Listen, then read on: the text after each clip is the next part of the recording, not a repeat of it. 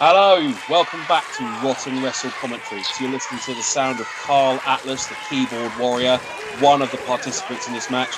And the other voice you're about to hear is the beautiful creature across the ring from me, Priscilla, Queen of the Ring. Hello, darling. How are you, my dear? Oh, I'm very well, thank you. So Fabulous. this is a little bit of a blast from the past. I want to say 2017, Christmas Sounds time. about right. Yeah, I was quite... It was Christmas period, so I think I'd had a couple of gin and tonics. So the year I find hard to remember, but it was definitely Christmas. Well, was this a championship match? I believe it was the media championship for KWE, and this may have been the main event, in fact. Yeah, it was your title. I think it's actually the only championship match I've had at KWE. Not saying that nobody knows how to book me or anything, but, but yeah, I was well excited. That was a big open hand slap to the cheek. That has actually staggered me. Well, you've got a staggering slap behind me, darling. I think you've learned these days, haven't you, really? When that hand swings back, you've got to get out of the way pretty quickly. Oh, and there it is. That's what I got into the wrestling business for. To kiss big hairy men. And bend over in front of them, yeah, it's fabulous. It's living all fantasies at the same time, darling. Everything but that costume, though. I hate that leotard, like, with an absolute passion now. Yeah, like, because when I first started, I was, like, wearing full dresses and makeup, and, like, a lot of people were, like, without watching what I did, were like, oh, you used to be more like Cassandro. And, like, I got dismissed because I didn't dress like him, so I started buying leotards. And, like, I mean, I'm not a gymnast, and I think it just...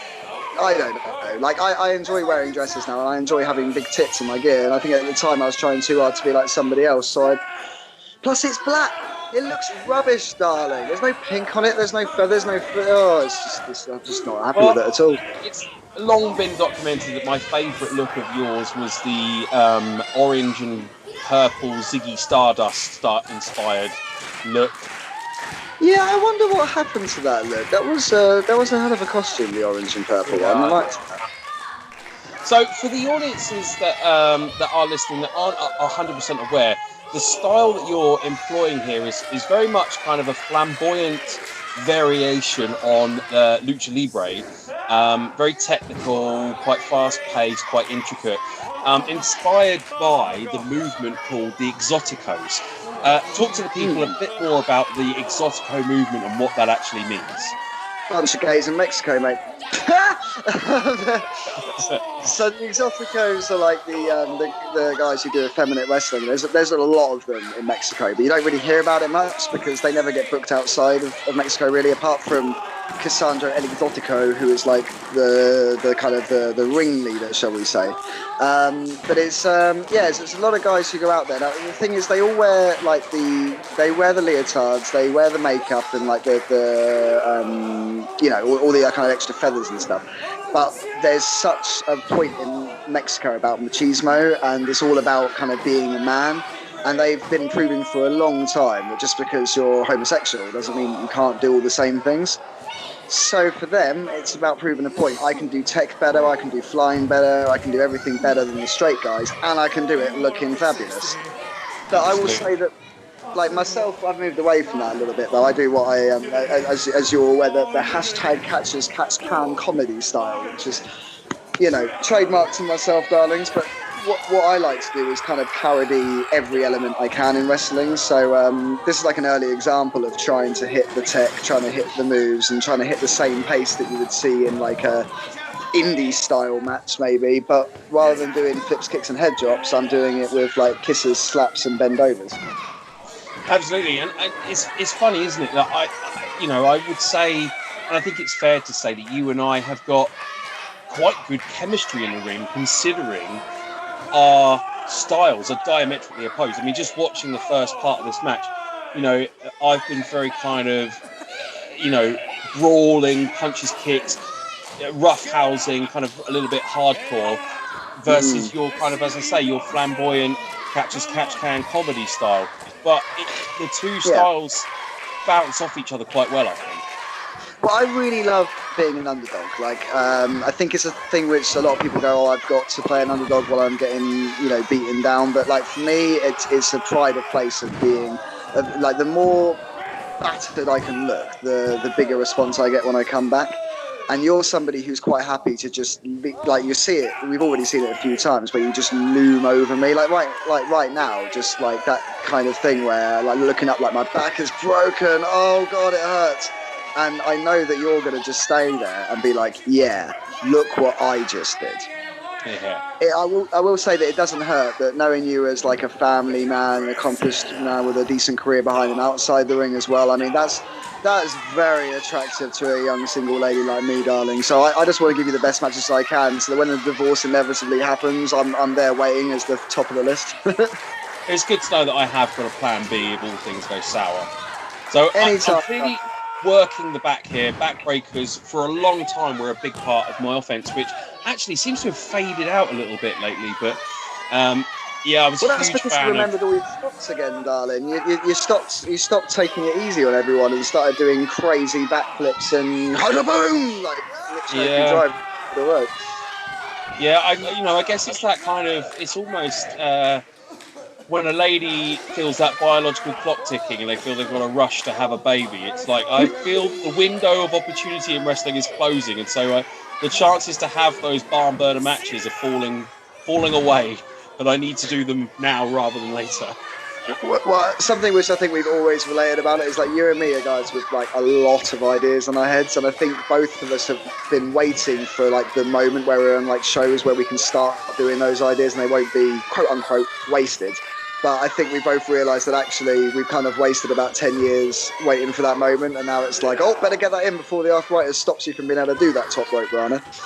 Yeah, and actually, this is a good point for discussion because I was talking a lot on my podcast with my friend the Beards, with Mad Dog, and we were talking about how uh, you go to these small shows, and a lot of the guys and girls backstage will have the attitude of, "Ah, it's not a good house. We'll take it easy." Whereas Yeah. I have started to adopt the attitude of, "It's not a good house. Let's burn it down." So that the next time, hopefully, there will be more people in. They'll go home, they'll appreciate what they've seen, they'll tell people about it, they'll say it's good value for money, it's good entertainment, and they'll bring more people next time. I just Let don't me hit you with understand. a let me hit you with a bit of knowledge here, Cal, because I spent a few years up north doing the 9 to 5 sales job, working for the Mirror. Not that I'm a fully trained marketing professional or anything. And like I've got I lived the normal life. Like I did wrestling here and there, but I was at the time with this partner who wasn't massively into wrestling, and I had to really persuade her to come to a show that I wanted to go to. And the reality of that was that we had to pay for 2 tickets, so that was like 20 quid. And then we had to get the train, so that was like another 40 quid. And then we had to get a takeaway on the way.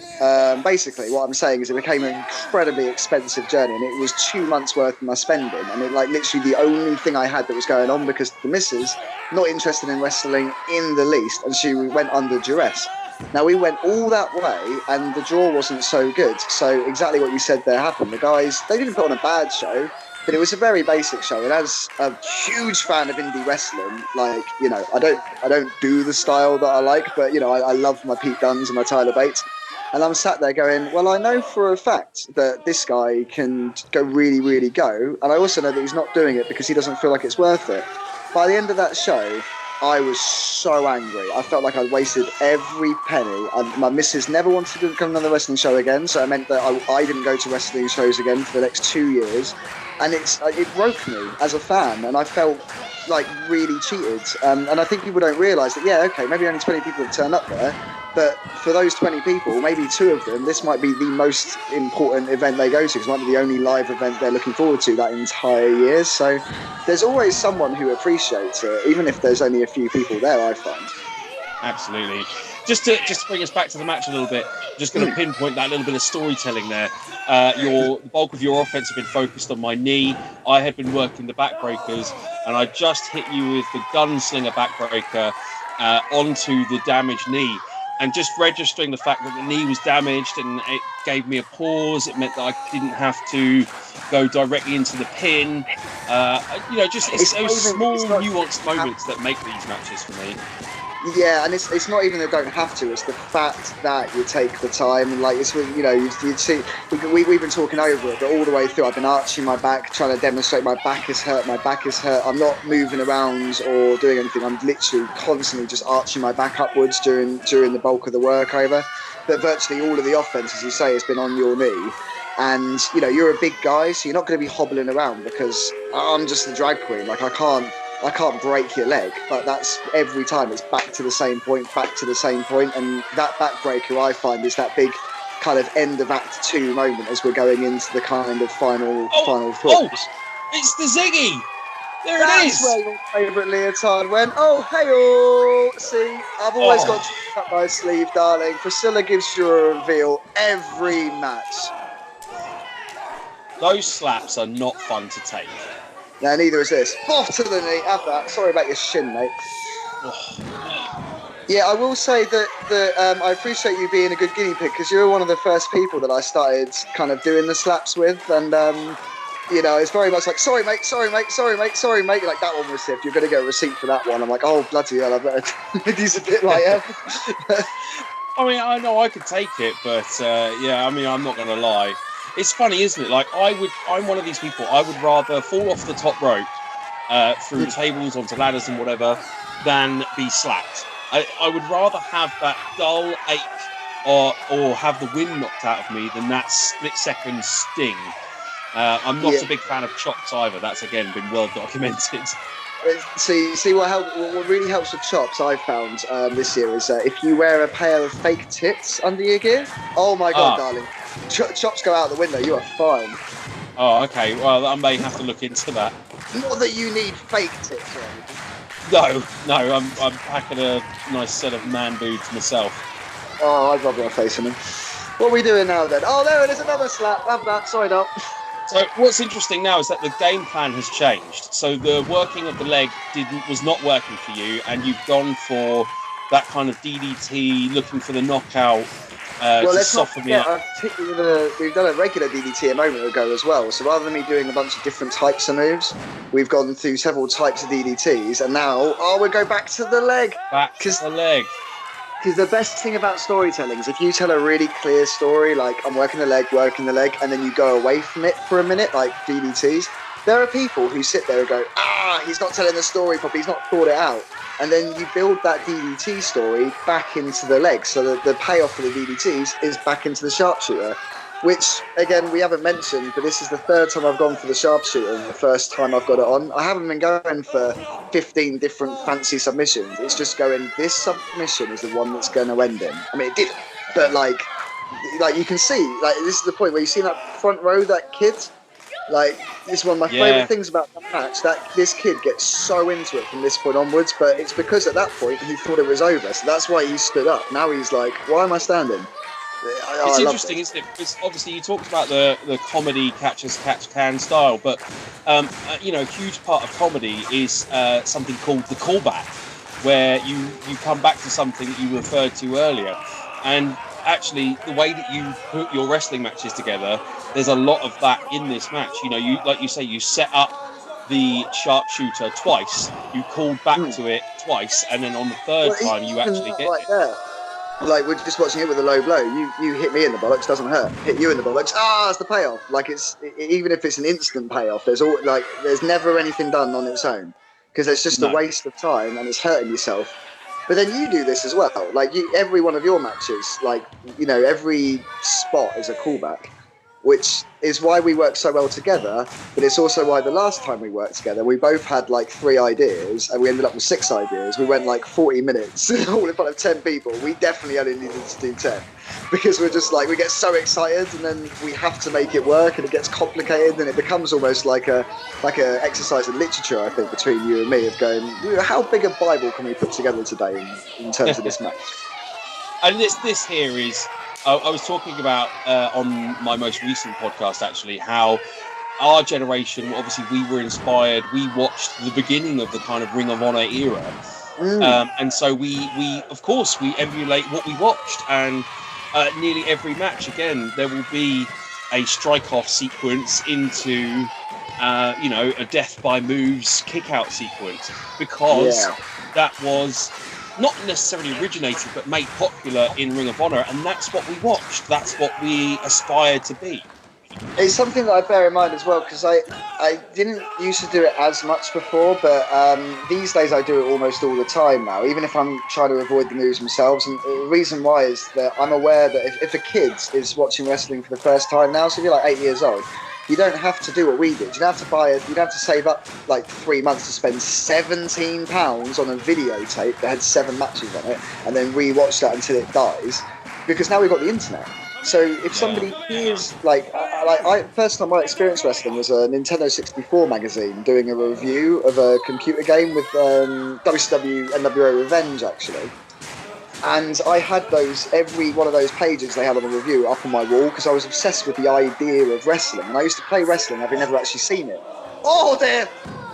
It just drops you on your head. I can't even remember what we were going for there, but That was you could do like a backflip into the ring, and I went, no, I can't. And you went, yeah, you'll be fine. And then I just gave up before you even got there. But which is a shame, because this has been a gloriously smooth effort, but to be fair, very quickly that covered in up. itself, on the night, it got a nice little pop anyway because everyone was so concerned, and I just got up and smacked you in the face with a chair. So, and then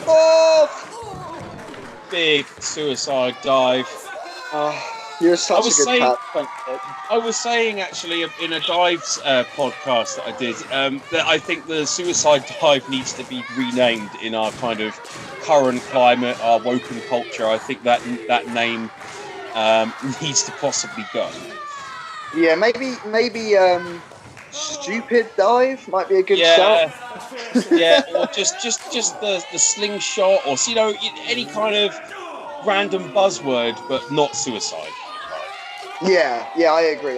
But it's yeah. Anyway, before I forget, because we got off the point a little bit, but I think it's important. Like, I think wrestling fans now, when they first start, like when they first hear of wrestling, if you YouTube professional wrestling, Will Ospreay comes up within 5 videos. That's a 40-minute like main event NJPW match. So where like the first match that I ever watched was like Ultimo Dragon versus Yugi Nagata, which in itself at the time was a big spot fest. Like the people's expectation of what wrestling is so different now, and like we don't want to disappoint audiences. So little kids are there to see trade-offs. They're there to see dives and stuff. So we need to acknowledge it, even if we don't play to it. We need to be aware of what people are paying their ticket money for, in my mind. Absolutely, yeah. It's the evolution of wrestling, isn't it? It's just the way things are going. Even young children now are more acclimatized to work rate style matches, as opposed to golden era Hulk Hogan 3-spot matches. So even those young fans are expecting a little bit more of their wrestling these days. And also, we've got to bear in mind that when you're a kid, one of the most important things as a child's development is like establishing their own personality. And naturally, as a young fan, you want to be like the older fans that surround you. So when you watch NXT and you hear all these cool adults going, "This is awesome," like you want to be like those cool adults. Which is why when you go to shows, you do get little children going, "This is awesome," and they mean it because they're being a part of the show, and it's exciting for them to be a grown up. It's not like, oh, they don't understand it. It's like they are experiencing something. Like, give it to them. And then he goes for the finish. He goes to the finish. Went for the pile driver. Totally missed you with a kick. And up we go. Pile driver out of nowhere. That's got to be it. That's got to be the championship defending. This is awesome. I don't want to say that we should fight forever. That's for other people to say.